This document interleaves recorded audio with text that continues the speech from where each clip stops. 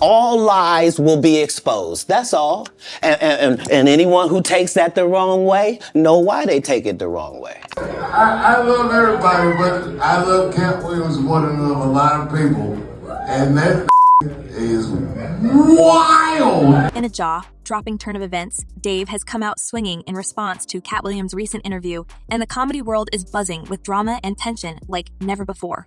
Dave's candid and confrontational remarks during a recent stand-up set have taken the entertainment industry by storm, sparking a heated debate that has everyone talking. And I don't know where Katt is, but that nigga waiting for all of us.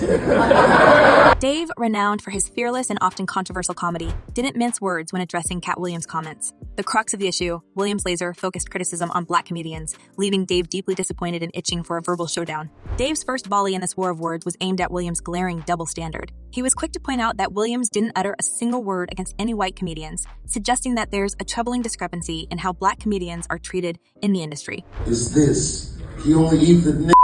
He didn't say anything about any of these white boys. But it's not just the double standards that have Dave fired up. He also lashed out at Williams for what he sees as an unjust attack on their fellow comedians. In particular, Cedric the Entertainer and Steve Harvey found themselves in Williams' crosshairs, and Dave was having none of it. He leapt to their defense, refusing to let his peers be publicly humiliated. All right, I'm at war with the Illuminati too, but what part of the war is ethering Cedric the Entertainer? It's worth noting that despite the heated exchange, Dave did acknowledge that hurt people, perhaps hinting at a deeper pain beneath Williams' sharp words.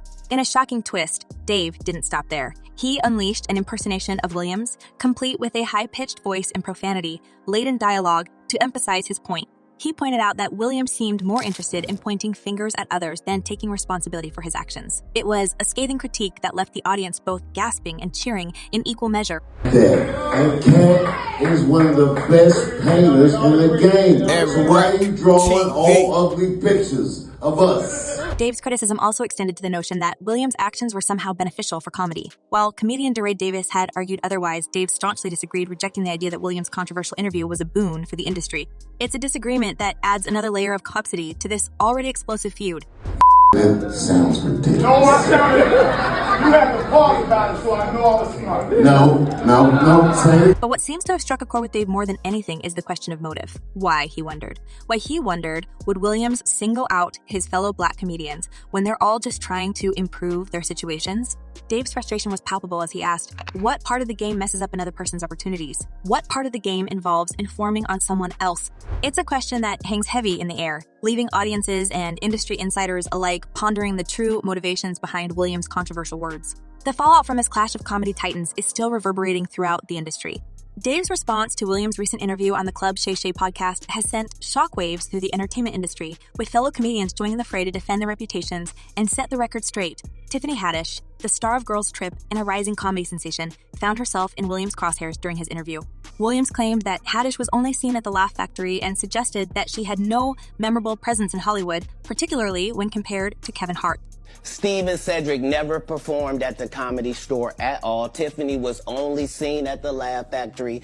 Haddish wasted no time in responding to Williams' remarks, taking to social media to set the record straight. In a message that was captured and reposted by Hollywood Unlocked, she wrote, "I am not mad, I just wish he would get his facts right about me. Dang, I guess I will send him a reminder text. But are we sure that is Katt Williams? He looks a lot like Charleston White." This fiery exchange between Haddish and Williams only added fuel to the already raging fire of controversy. As the entertainment world watched with bated breath, it became clear that this feud was far from over. I've been telling jokes since 1996.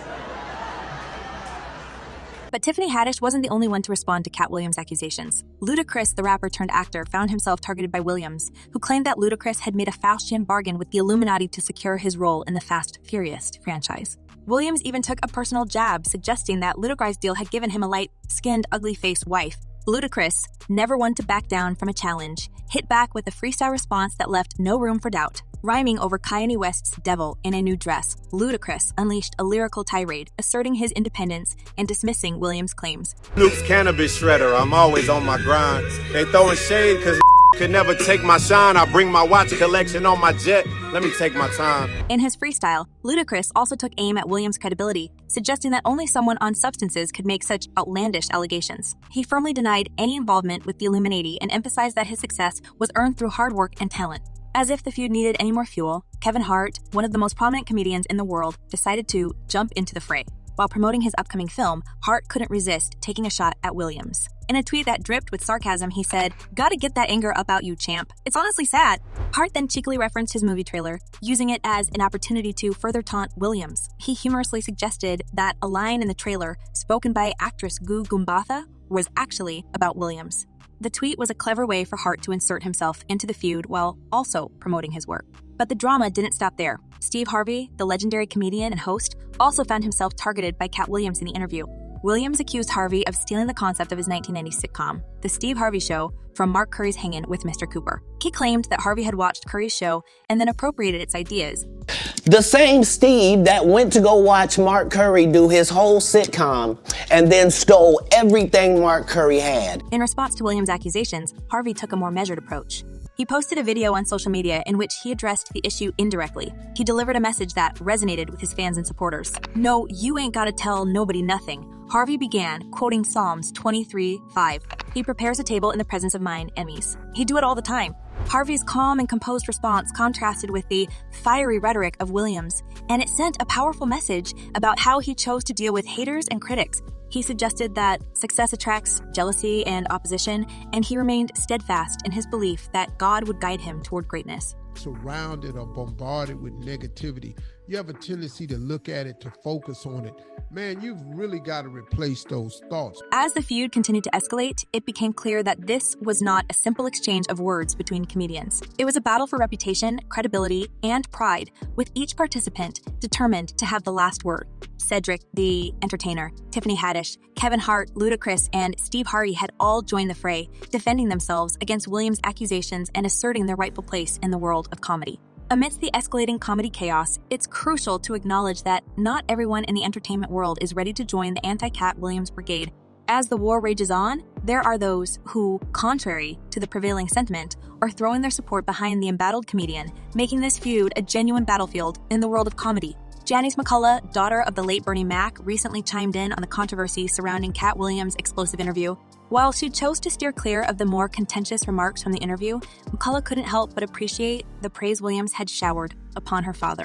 When Katt spoke of my dad, for me, I felt his heart. I felt that it was genuine, and I appreciate it. McCullough's sentiments echo the underlying theme of authenticity that runs through this entire feud.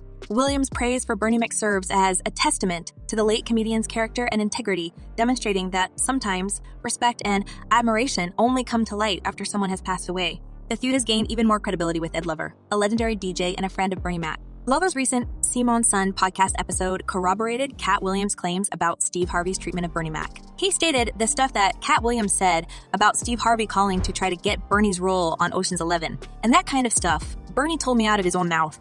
With both McCullough and Lover lending their support to Katt Williams, it's evident that this feud isn't just about comedy. It's a clash of personalities, legacies, and truths, each comedian seeking to defend their corner and uphold their reputation in the cutthroat world of entertainment. The feud, which started with Williams' controversial interview on the Club Shay podcast, has polarized comedians, with each side of the divide vehemently defending their favorite comedian. However, it's crucial to acknowledge that the streets have rallied behind Katt Williams. One passionate fan exclaimed, "Dave is evidently drunk." The streets love Katt. He is always taking care of communities, struggling comedians, and others. Katt has a heart of gold, and we stand with him 10 days down. For these supporters, Williams' philanthropic efforts and his genuine care for those in need make him a beloved figure in the comedy world. As the comedy world continues to buzz with this explosive feud, we want to hear from you, our dedicated viewers. What are your thoughts on Dave's fiery response to Katt Williams' interview? Do you think there's a troubling double standard in the industry when it comes to Black comedians? And what do you make of Katt Williams' motivations behind his controversial words? Share your opinions and join the debate in the comments below. Until next time, stay entertained and stay curious.